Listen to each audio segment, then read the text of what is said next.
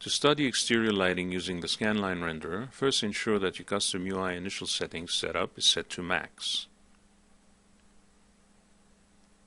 This is the default setup when you install and run 3ds Max. The UI color scheme is optional and left to your discretion.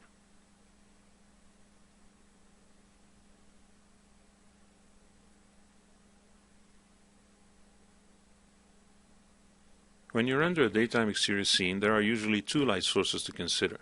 The first is the sun and is considered the main light source. The second is the ambient light or daylight.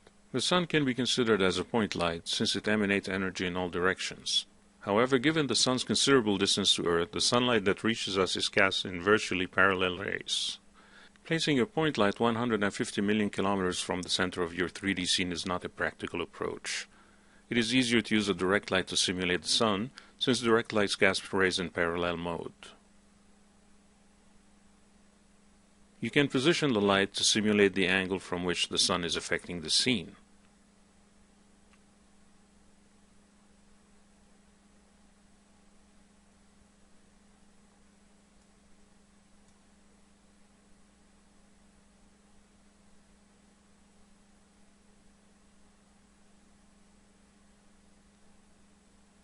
It is good practice to enable ray trace shadows to simulate the sun, since sun shadows are often crisp on a clear day. Make sure use global settings is disabled if you are planning to later use other shadow types to simulate global illumination. To control the intensity of the sun, you can adjust the light's multiplier value. Directional parameters are also important, mostly to enable overshoot when simulating the sun.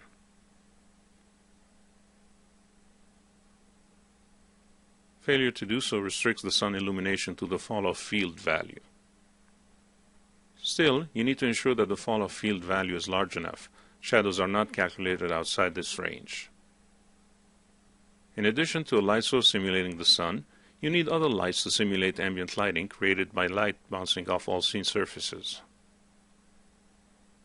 Trying to strategically place a few light sources here and there may yield fast results, but it usually looks unnatural.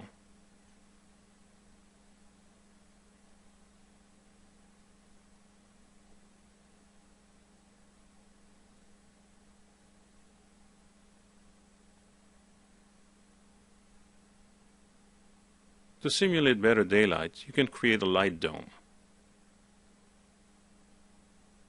A light dome is a set of instance lights placed in a dome-like pattern. They usually cast soft shadows because their intensity is not very high.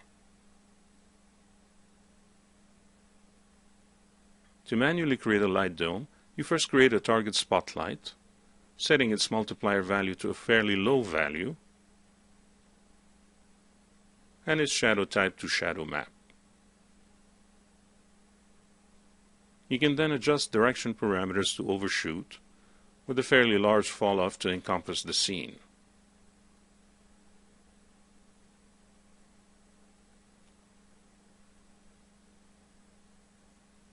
Move the light upwards so that it is slightly above the ground. Next, you need to instance this spotlight around the center of the scene.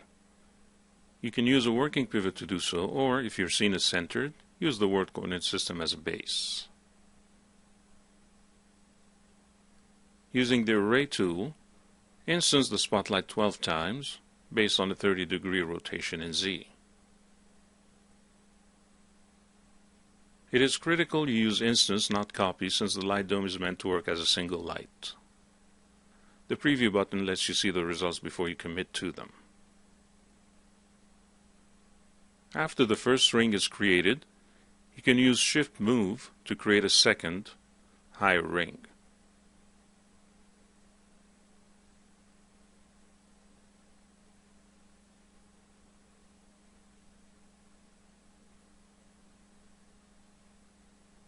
Scale the second level of lights to the center point to close the top of the dome slightly.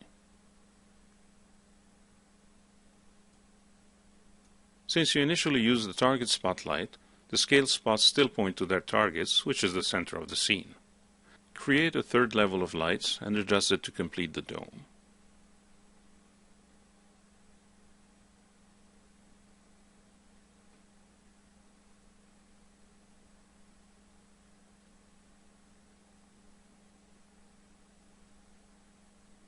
Render the scene again.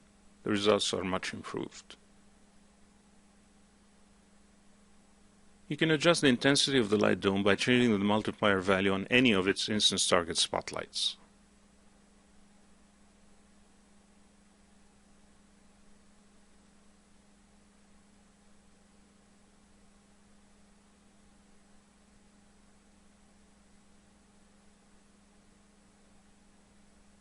A light dome is a quick, albeit not physically accurate way to simulate daylight.